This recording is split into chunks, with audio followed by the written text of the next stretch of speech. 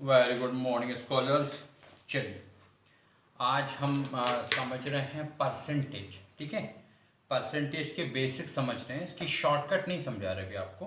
पहले आप बेसिक समझ जाएंगे किस तरह से, पर शॉर्टकट भी हो जाएगी, क्योंकि जब आपको उसकी मूलभूत अवधारणाएं ही नहीं पता होंगी तो फिर कैसे आप करेंगे।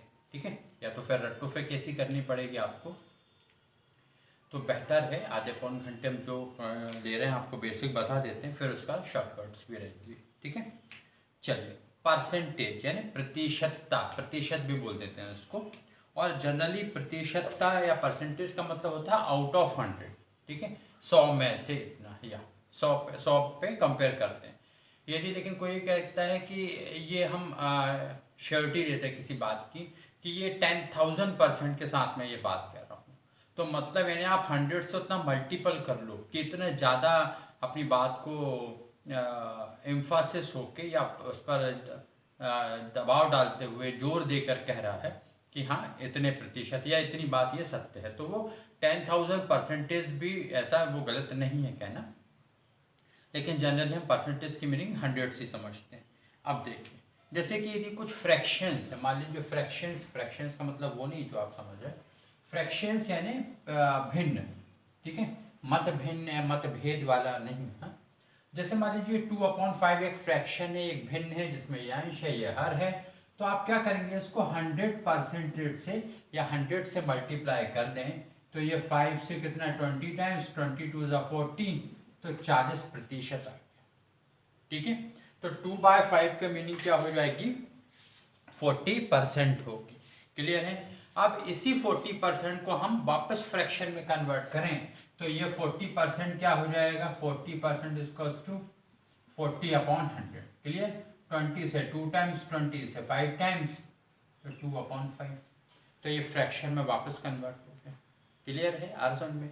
तो इस तरह से इंटू 100% एग्जाम में आप हों तो ये परसेंटेज का साइन नहीं लगाना, आपको डायरेक्ट इंटू 100 करके फटाक से करें तो वो परसेंटेज बन जाएगा। ठीक है, क्यों ऐसा, क्योंकि आपको कौन से एग्जाम में, कॉम्पिटिटिव एग्जाम में, बाकी आपकी यूनिवर्सिटी अदर एग्जाम में तो करनी होगा, क्योंकि यहाँ तो आपको फटाफट आंसर देने हैं। ठीक, चलिए तो इस तरह से एक फ्रैक्शन को परसेंटेज में हम ऐसे कन्वर्ट कर लेते हैं और आप समझ लें। ठीक है, हालांकि आप वैसे 1 से लेकर ही 50 तक या 20 तक के तो परसेंटेज इस तरह से समझ लें किस तरह से होता है। आप देखिए फॉर एग्जांपल यदि मान लीजिए लिखा है 1/2, तो 1/2 इंटू 100 कर लो तो इसकी मीनिंग होती है 50%।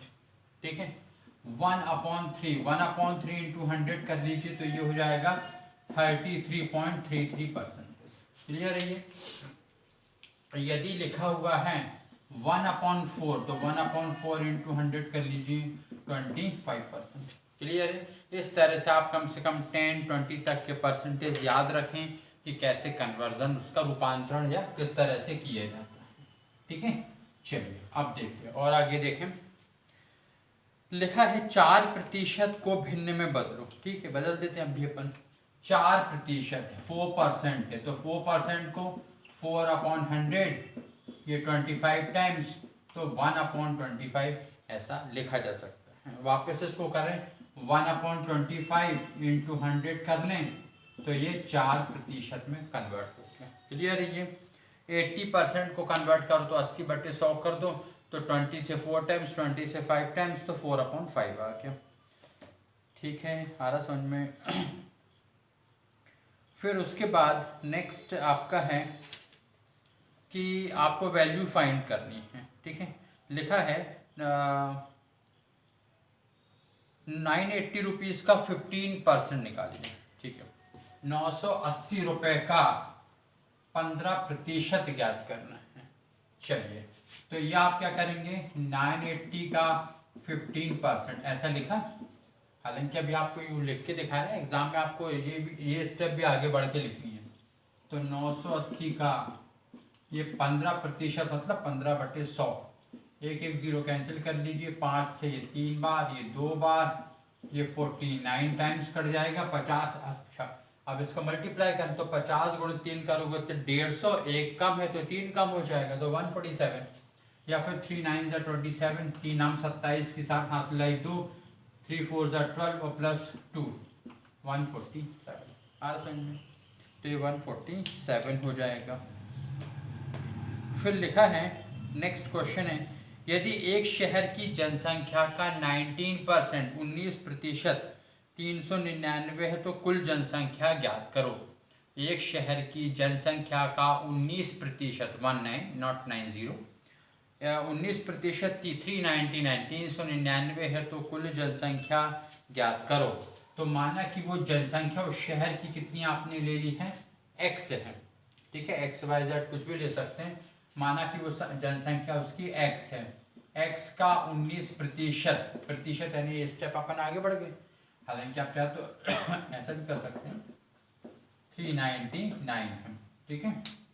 आप क्या करें, x का 19/100 इक्वल्स टू 399, तो x इक्वल्स टू, तो 399 इंटू 100/19 कर लो, ठीक है। 19 से कैंसिल करो 1 टाइम्स, 19 2 सा 19 दूनी 38, एक बचा, फिर 9 आ गया, 19 से कमी 19, तो 2100 आ गया। आज समझ में, मतलब उस शहर की जनसंख्या कितनी है, 2100 है। आ रहा समझ में, ठीक है। फिर नेक्स्ट क्वेश्चन है 280 रुपीज़ का व्हाट परसेंटेज ₹21 ऑफ ₹280, 280 रुपये का 21 रुपये कितने प्रतिशत है, ठीक है। 280 रुपये का 21 रुपये जो है वो 280 रुपये का कितना प्रतिशत है, वैसे भी कह सकते हैं। चलिए, अब माना कि वो x प्रतिशत है, तो 280 का x प्रतिशत बराबर 21 रुपये, तो 280 का x परसेंटेज n अपॉन 100, तो अब x स्क्वायर को हम क्या लिख सकते हैं, 21 इंटू 100/280। क्लियर है ये, एक जीरो से एक जीरो कैंसिल हो जाएंगे, कितने से, 3 से, या फिर और किससे कर सकता है, 7 से, 7 से 4 बार, ये 3 बार है ना, ये 2 टाइम्स है, ये 5 टाइम्स, तो 15/2 यानी 7.5 रुपये, ठीक है। 7.5% मतलब 7.5%, 7.5% है। चलिए, फिर उसके बाद नेक्स्ट क्वेश्चन है, लिखा है किसी कक्षा में एक दिन 15% लड़के अनुपस्थित थे और 34 जो हैं वो उपस्थित थे। कक्षा में लड़कों की संख्या बताइए। एक बार फिर से समझो क्वेश्चन को। एक कक्षा में किसी दिन 15% लड़के अनुपस्थित थे और 34 जो है नंबर्स में दिए हैं वो उपस्थित थे। तो आप बताइए कि कक्षा में लड़कों की संख्या कितनी है। अब देखिए 15% यानी 15% एब्सेंट है, तो प्रेजेंट कितने थे, 85% थे, ठीक है। अब ये 85% जो है वो किसके बराबर हैं, 34 के बराबर है ना, क्योंकि 34 ही तो उपस्थित थे, प्रेजेंट थे। तो माना कि कुल टोटल जो है लड़कों की संख्या x है, x का 85% बराबर वो किसके इक्वलेंट है, 34 के। तो x का 85/100 इक्वल्स टू 34, तो x इक्वल्स टू, तो 34 इंटू 100/85। क्लियर है, इसको सॉल्व कर लीजिए। 5 से कैंसिल हो जाएगा 17 टाइम्स, ये 20 टाइम्स ना, 17 × 85 होते हैं, फिर 17 से एक बार, ये 2 बार, 20 × 2 40 आ गया। मतलब 40 बच्चे जो थे वो टोटल थे। अब आप इसको रीचेक कैसे कर सकते हैं, तो ये जो 40 स्टूडेंट टोटल बॉयज स्टूडेंट थे, इनका आप जो है 15% 15 निकालिए, तो 15 चौको 60, 6 स्टूडेंट एब्सेंट हो गए, तो 40 - 6 कर दो, 34 जो है वो प्रेजेंट थे। क्लियर है ये। और सुने, लिखा है किसी संख्या के 80% में 32 जोड़ने पर परिणाम वही संख्या हो तो संख्या ज्ञात करो। ठीक है, किसी संख्या के 80% में 32 जोड़ने पर, अब इसे समझें, किसी संख्या के इसमें 80% में, तो माना कि वो संख्या x है, उसके 80% में 32 जोड़ दिया तो परिणाम वही संख्या होती है, परिणाम वही संख्या यानी x ही होती है, आती है। तो वो संख्या ज्ञात करो। तो हम देखिए ये x है, ये 80/100 आ गया प्लस 32 इसको टू एक्स कर दिया हमने, है ना। ये 20 से 4 बार, ये 5 बार, क्लियर। तो ये आ जाएगा 4x/5। ये इधर लेके आ जाए तो -x हो जाएगा, ये वहाँ चला जाएगा तो -32 हो जाएगा। इस x को हम x/1 भी लिख सकते हैं, ये भी आप जानते हैं, ठीक है। एलसीएम ले लिया, 5 आ गया, ठीक। 5 में 5 का भाग गया, 1 को गण ऊपर के 4x में कर दिया तो 4x। 5 में 1 का भाग गया, 5 ऊपर के x में किया तो 5x आ गया। इसको टू -32 ऊपर लिख दे रहे हैं। 4x में से 5x आप माइनस करोगे तो -1x बचा, तो -1x बराबर, और 32 गुणित 5 कर लो तो 30 गुणित 5 150, 2 पंजे 10, -160 आ जाएगा। माइनस माइनस कैंसिल हो जाएगा, तो ये 1x का मतलब क्या होता है, x ही होता है। तो x इक्वल्स टू क्या है आपका 160, यही आ रहा है ना, ठीक है। x बराबर 160 आ गया। अरे समझ, एक बार फिर देख लो। किसी संख्या के 80% में 32 जोड़ने पर परिणाम वही संख्या होती है। तो माना कि संख्या x है, उसका 80% में 32 जोड़ा तो परिणाम वही संख्या ने x हुई। तो x गुणित 80/100 प्लस 32 बराबर x हो गया। 20 से 4 बार, ये 5 बार, 4x/5 आ गया। ये माइनस इधर पे ये प्लस में था, इस तरफ आया तो माइनस हो गया, तो -x हो गया। ये उधर चला गया तो -32 हो गया। अब इसको माइनस जो x ये है आपका -x है, इसको -x/1 लिख सकते हैं ना, बिल्कुल लिख सकते हैं। 5 और 1 का एलसीएम कितना आ गया, 5 आ गया, ठीक है। फिर 5 में 5 से डिवाइड किया, 1 का गुण ऊपर के 4x में किया तो 4x, माइनस 5 में 1 का भाग दिया तो 5 के गुण ऊपर के x में किया तो 5x आ गया। तो इसका टू -32 तो अपनी जगह है यहाँ पर। अरे 4x में से 5x गया तो -1x बचा, 32 को 5 से मल्टीप्लाई किया तो 160 आ गया, ठीक है।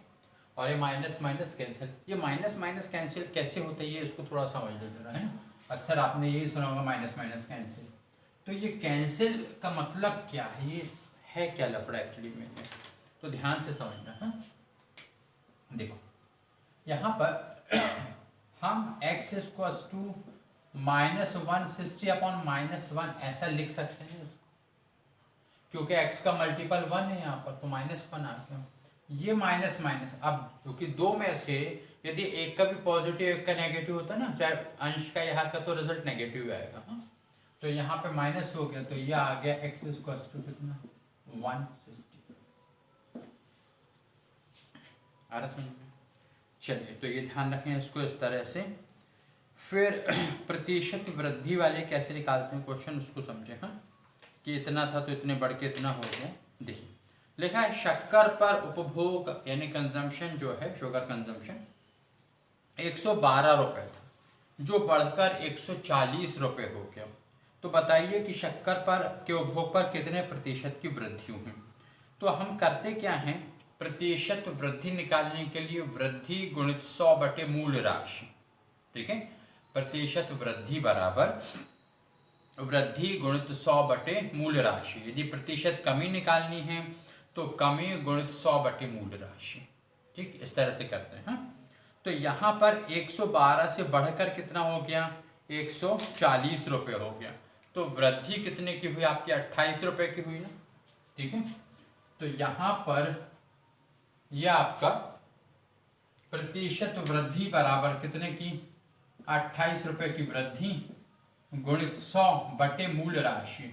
मूल राशि का मतलब जो प्रारंभ में शुरुआत में दी थी, तो वो कितनी दी थी आपको, 112 दी थी। चलिए अब इसको कैंसिल करिए, 4 से काटने की कोशिश कीजिए, 4 दूनी 8, बचे 3, हो गया 32, 4 अट्ठे 32, ठीक है। और 4 से ये 7 बार, 7 से ये 4 बार, 4 से ये 25 बार, तो भैया ये 25% की वृद्धि हो गई। अरे सुनिए, ठीक है। फिर उसके बाद में और देखें, अब यदि मान लीजिए लगातार वृद्धि, जिसको सक्सेसिव इंक्रीज या डिक्रीज बोलते हैं, लगातार वृद्धि या कमी, वो वाले क्वेश्चन किस तरह से करने हैं, तो इसे आप समझने की कोशिश करें। और इसी से फिर शॉर्टकट बना हुआ है। देखिए शॉर्टकट कुछ नहीं है, जो बेसिक मेथड होती है ना, उसको कई स्टेप को वो खा जाते हैं। शुद्ध भाषा में कहें कि कई स्टेप को वो खा गए और डायरेक्ट एक फॉर्मेट पे पहुंच गए, वही शॉर्टकट कहलाती है। ठीक है, कोई जो शॉर्टकट है वो आसमान से टपकी हुई मेथड नहीं है। जो आपने बेसिक मेथड है उसी का उन्होंने जो कई स्टेप को अलग किया और डायरेक्ट उस स्टेप पर पहुंच गए जहां से वो आंसर आ सकता है, या आ सकता है कि आते ही मतलब। चलिए अब इसको आप समझें किस तरह से लिखा है। किसी सेना ने अपने 10% जवान युद्ध में खो दिए। देखिए जब भी युद्ध में खो दिए या नहीं रहे या किसी तरह से कम हो रहे, तो वो उसको डिक्रीज है माइनस के साइन से शो करते हैं। यदि वृद्धि होती किसी प्रकार से तो उसको प्लस के साइन से शो करना है। शेष के, और अच्छा ऐसे क्वेश्चन में ध्यान रखना, शेष के रिमेनिंग का, तभी ये फार्मूले लगते हैं। शेष के 10% बीमारी से मारे गए, शेष के 10% जो है वो दिव्यांग घोषित कर दिए गए, और इस प्रकार से अब जो है सेना का बल घटकर 72,900 जो है वो एक्टिव मैंने सक्रिय जवान रह गया। तो आपको बताना है कि प्रारंभिक बल कितना था। अब इसे आप समझे किस तरह से ये फार्मूले में फिट करना है इसको। तो देखें ये फार्मूला कुछ इस तरह से होता है, Pn equals to P0 1 plus minus R/100 की पावर n। ठीक है, n या t कर लो, एक ही बात है ये। ठीक है, अब यहाँ पर ये जो है आफ्टर n टाइम्स है, ये 0 का मतलब शुरुआत में इतने थे। तो लिखा है कि अभी कितने बच रहे हैं 72,900, तो ये 72,900 ना, हम आपको फार्मूले में फिट कर दें, सॉल्व तो आपसे खैर करते बन जाएगा। ठीक है, चलिए 72,900 प्रारंभ में कितने थे, तो माना कि वो x थे। फिर फर्स्ट आपका कितना है 10% जो है वो खो गए, तो 1 माइनस 10/100 कर दीजिए। फिर उसके बाद में नेक्स्ट में क्या हुआ, 10% बीमारी से और शेष के 10% दिव्यांग, तो 1 माइनस 10/100 और 1 माइनस 10/100। ठीक है, यदि आपको कैमरे से बाहर जा रहा हो तो ध्यान रखना, लगातार 3 बार है। हाँ? चलिए 72,900 इक्वल्स टू x इंटू 100 ऋण ये 10, तो यह जाएगा कितना आपके पास में 90, तो 90/100, फिर 90/100, फिर 90/100। फिर क्या हो जाएगा x इक्वल्स टू ये क्रॉस मल्टीप्लाई, नीचे आ जाएंगे आपके कितने 729। ठीक है, इसको इस तरह से और समझ लें, x इक्वल्स टू क्या आ जाएगा 72,900 into 100 into 100 into 100 upon 90 into 90 into 90। Clear है। बस इसके बाद आप जो है इसको सॉल्व कर लें, 1 0 1 0 1 0 1 0 1 0 1 0, ये ऐसा कैंसिल हो गया। ठीक है, फिर 9 से 9 एकम 9, 9 8 72, 9 एकम 9, 9 से 1 9 इनाम 81, 9 से 1 9 एकम 9। क्लियर है ये। और उसके बाद में अब आप क्या करें, 100 इंटू 100 इंटू 10 बचा, तो ये 10,000 इंटू 10 यानी 1 लाख यानी कुल। ठीक है, 1 लाख जो है वो जवान थे वहाँ पर, उसमें प्रारंभिक संख्या में 1 लाख जवान थे। क्लियर है, आ रहा समझ में। ठीक, चलिए फिर और देखें, लिखा है मैं अपने मेरे घर का मूल्यांकन 9800 9,800 की तरह कम नहीं होता, 9,80,000 आप मान सकते हैं। उसका 13% मकान का कर, 12% जल का कर देता हूँ। बताओ मैं कितना टैक्स देता हूँ। 13 और 12 दोनों को जोड़ लीजिए, 25 हो गया, और 9,80,000 का 15% निकालिए, चाहे तो अलग अलग भी निकाल सकते हैं। आ रहा समझ में। एक व्यक्ति अपनी धनराशि का 30% व्यय करता है, तब उसके पास में 2100 रुपये शेष बचते हैं, तो बताइए उसके पास में धनराशि कितनी थी।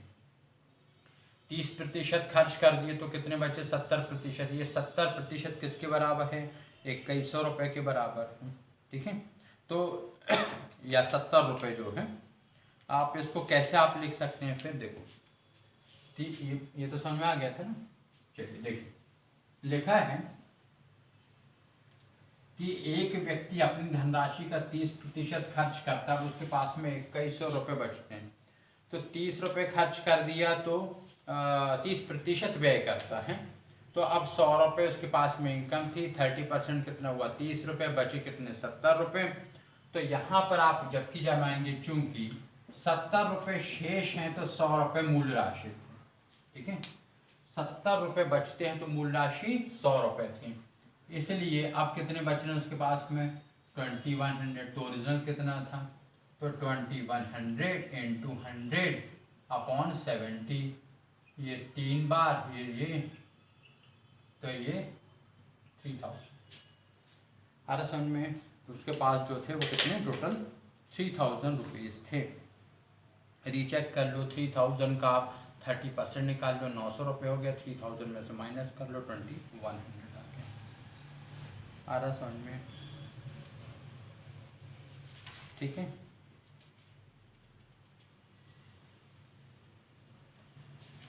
चलिए फिर उसके बाद में और समझिए, एक चुनाव में एक उम्मीदवार को 42% यानी 42% जो है वोट मिले और वह 24 वोट से हार गया, तो बताइए कुल वोट कितने थे, यदि आप दो ही कैंडिडेट मान रहे हैं ना, दो ही कैंडिडेट मानते हैं। तो अब आप देखो, एक को कितने मिलते हैं, 42। तो यहाँ पे माना कि टोटल वोट कितने थे, 100 का 42% कितना हुआ, 42 ही होगा, है ना। तो एक को मिले 42 और उसके बाद में तो ये तो हो गए हारने वाले को, ठीक है, क्योंकि वो 24 वोट से हार भी गया। तो जीतने वाले को कितने मिले होंगे, 100 - 42, यदि ये माना जाए कि कुछ भी कैंसिल रिवोक नहीं किए गए हैं ना, कैंसिल नहीं किया गया है, तो जीतने वाले को कितने मिले होंगे, 58। 100 में से 42 अलग कर दो, तो वोटों का अंतर कितना, वो कितने वोट से जीत गया, 16 वोट से जीत रहा ना। 58 और 42 का डिफरेंस है, तो यह हारने वाला 16 वोट से हार गया। तो अब यहाँ पर आप क्या देखेंगे, ध्यान से समझना है, हारने वाले को कितने मिल रहे हैं, 42% यानी 42, जीतने वाले को 100 - 42 यानी 58 वोट्स मिलते हैं। तो डिफरेंस कितना का आ गया, 16 वोट का। तो 16 वोट से हारता है तो 100, यहाँ एग्जाम में आप यहाँ से शुरुआत करें, तभी समय बचा पाएंगे, ठीक है। आपने क्या किया, 100 थे, 42% 42 वोट्स हो गए उसके, तो जीतने वाले को कितने मिलेंगे, 58 वोट्स। तो वोट का डिफरेंस कितना आ गया, 16 वोट्स। तो हारने वाला कितने से हारा, 16 वोट से। तो 16, ये हारने वाले से शुरुआत क्यों कर रहे हैं, क्योंकि उसमें लिखा है 24 वोट से वो हार गया, तो हार से हार अपन एडजस्ट करने इसलिए लिख रहे हैं। तो 16 वोट से हार गया तो कितने थे, 100, इसलिए कितने से, 24 वोट से हार गया था, तो 24 गुणित 100/16, 4 से काट दीजिए 4 बार, 4 से 6 बार, ये 25 बार, 25 गुणित 6 कर दीजिए, तो ये आपके 150 वोट्स आ रहे समझ में, ठीक है। तो इस तरह से ये जो आपको करने हैं सवाल बनेगा, ठीक है। और फिर उसके बाद में आपको जो है फिर शॉर्टकट्स बताएंगे इसके, आ रहा समझ में, ठीक है।